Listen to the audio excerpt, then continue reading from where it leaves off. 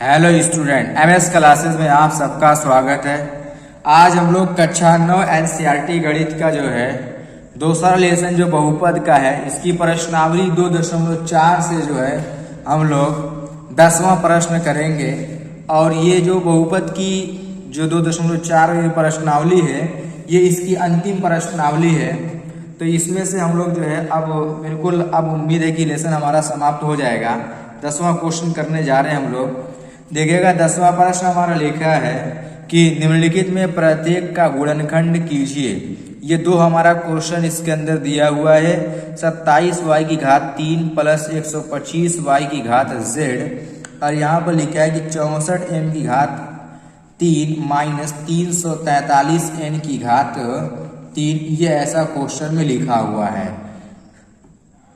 Question कह रहा है कि इसका जो हम लोग को करना क्या है कि गुणनखंड करना है और गुणा के रूप में इसको लिखना है।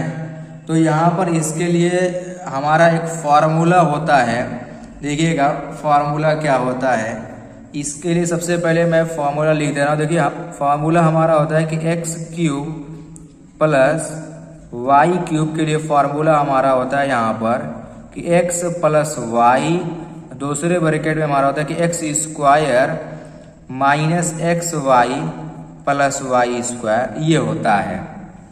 और इसी तरीके से एक और फॉर्मूला होता है हमारा कि X cube minus Y cube बराबर एक्स माइनस वाई, दूसरे ब्रैकेट में X square plus X Y minus Y square. ये हमारा क्या होता है, फॉर्मूला होता है। इसी फॉर्मूले पर हमारा ये दिया गया प्रश्न हल होगा। देखिएगा ये हमारा जो पहला प्रश्न है लिखा है कि 27y की घात 3 प्लस 125 z की घात 3 हो जाएगा यहाँ पर। अब यहाँ पर हम लोग जानते हैं कि 27 जो होता है वो 3 का क्यूब होता है, और यहाँ पर जो 125 है ये 5 का क्यूब होता है। यानी यहाँ पर रहेगा कि 3y की घात 3 और यहाँ पर रहेगा प्लस 5z की घात हमारा हो जाएगा 3, ये हो जाएगा। अब इसको हम लोग क्या करेंगे कि सर इस फॉर्मूले पर रख देंगे।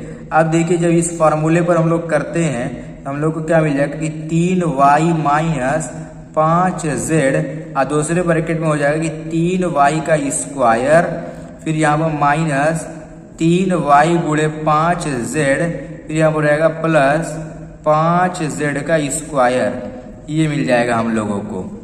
अब इसी को जो है बस इस ब्रैकेट को थोड़ा सा सरल करके तोड़ देंगे, तब जाकर के हमारा आंसर मिल जाएगा।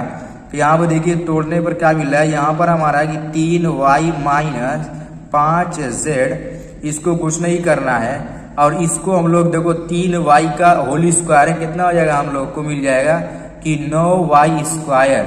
अब इन सब का आपस में गुणा करेंगे तो 3 5 15 हो जाएगा, माइनस 15yz हो जाएगा ये। और इसका जब स्क्वायर करेंगे तो स्क्वायर करने पर हम लोग को मिल जाएगा 25z स्क्वायर। ये हम लोगों का इसका पहले वाले क्वेश्चन का यही आंसर हो गया। अब इसके अलावा इसमें कुछ और नहीं करना था, गुणनखंड करना था, गुणा के रूप में लिखना था। यहाँ पर हम लोगों ने इसको गुणनखंड करके गुणा के रूप में लिख दिया, बस हमारा आंसर हो गया। अब देखिए यहाँ पर इसका जो दूसरा प्रश्न है, दूसरा प्रश्न हमारा यहाँ पर लिखा है कि 64, पहले प्रश्न लिख दे यहाँ पर लिखा कि 64m की घात 3, और यहाँ पर हो जाएगा माइनस 343n की घात 3, ये होता है। अब यहाँ पर 64m की घात 3, 64 हमारा किसका क्यूब होता है पता होना चाहिए। तो 64 हमारा जो होता है वो 4 का क्यूब होता है। 343 हमारा कितना होता है, ये 7 का क्यूब होता है। अब देखिए यहाँ पर जब इसको हम लोग क्या लिख सकते हैं, इसको हम लोग लिख सकते हैं कि 4m की घात 3, फिर माइनस यहाँ पर 7n की घात 3, ये हो जाएगा हमारा। अब यहाँ पर हम लोग क्या लिखेंगे, देखिए बिल्कुल अब इसी फॉर्मूले पर सेट हो जाएगा हमारा। ये प्लस में होता है, यहाँ प्लस माइनस होता है। यहाँ पर हमारा क्या हो जाएगा कि 4m माइनस 7n एक ब्रैकेट में, और दूसरे ब्रैकेट में हो जाएगा कि 7n का स्क्वायर, फिर यहाँ पर प्लस ये 7 ये 4m हो जाएगा, 4m का स्क्वायर प्लस यहाँ पर रहेगा 4m गुणे 7n फिर प्लस 7n का स्क्वायर, ये हो जाएगा और यहाँ से ब्रैकेट हमारा बंद हो जाएगा।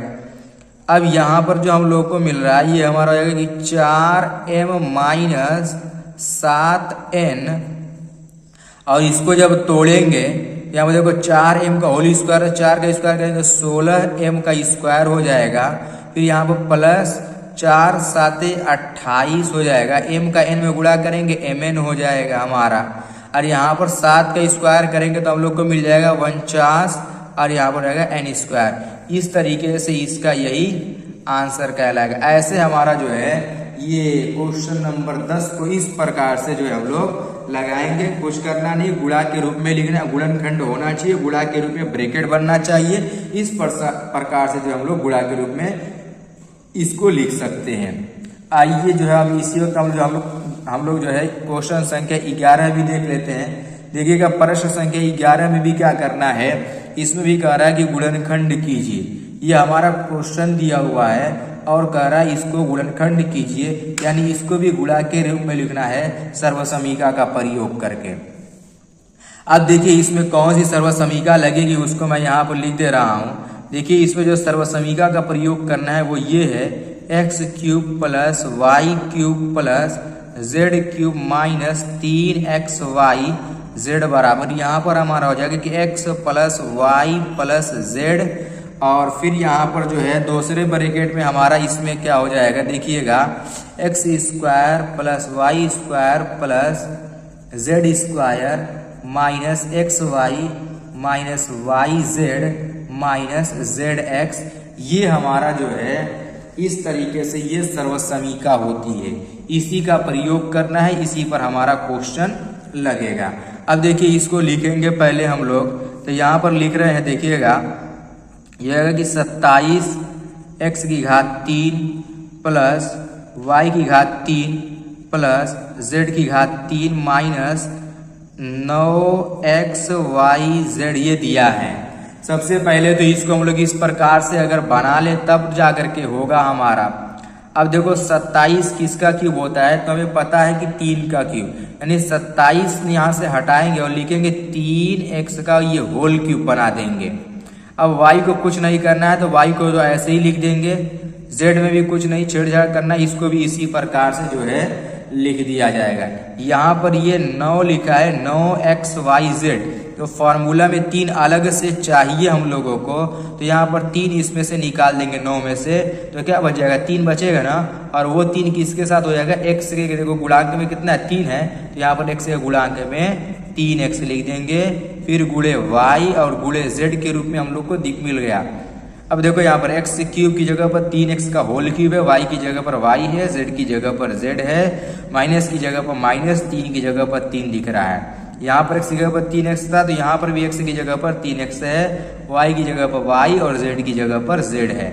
अब करना क्या है, इसी पर बस रख देंगे हम लोग। अब देखिए रख रहे हैं यहाँ पर, तो पहले ब्रैकेट में हमारा सेम बस x plus Y plus Z, यानी 3x plus Y plus Z हो जाएगा। फिर उसके बाद क्या हो जाएगा, अगले ब्रैकेट में सबका स्क्वायर हो जाएगा 3x का स्क्वायर, यहाँ पर फिर plus Y square plus Z square. फिर यहाँ पर हमारा क्या है कि माइनस XY है, तो x की जगह पर कितना है 3x गुणे y, फिर माइनस y गुणे z, फिर माइनस z गुणे 3x हो जाएगा। अब ब्रैकेट को तोड़ लेंगे और उसके बाद हमारा सब सरल हो जाएगा और आंसर मिल जाएगा।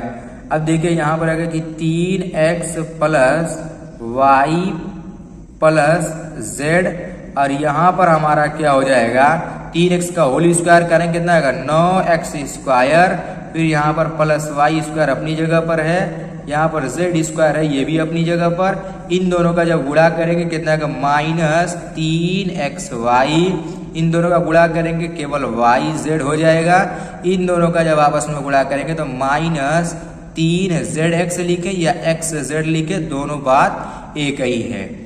इस प्रकार से ये इसका हमारा क्या कहलाएगा, आंसर कहलाएगा। इस तरीके से हम लोग जो है इसको गुणनखंड के रूप में लिख सकते हैं और इसी प्रकार से हमारा क्वेश्चन लगेगा।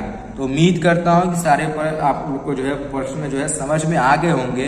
इसी प्रकार से प्रश्न पाने के लिए आप लोग जो है वीडियो को लाइक करें, चैनल को सब्सक्राइब करें ताकि आप लोग को वीडियो मिलती रहे इसी तरीके से।